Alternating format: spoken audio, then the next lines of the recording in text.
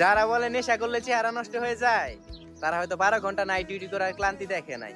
পুরো শহর যখন ঘুমে ভোর, তখন আমরা লড়াই করে যাই নিজের ঘুমের সাথে, নিজের শরীরের সাথে।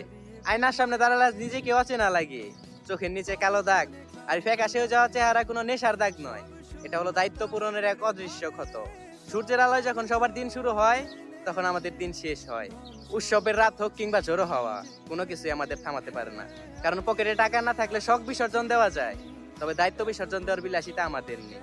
এই ফ্যাকাশে হয়ে যাওয়া চেহারার পিছনে লুকিয়ে থাকে হাজার অসম্পূর্ণ স্বপ্ন আর পরিবারের মুখে হাসি ফোটানোর এক তীব্র আকাঙ্ক্ষা। এই ফ্যাকাশে হয়ে যাওয়া চেহারা হয়তো কোনো সিনেমার নায়কদের মতো নয়, তবে এই ফ্যাকাশে হয়ে যাওয়া চেহারার পিছনে লুকিয়ে থাকে সততার টিকে থাকার লড়াই।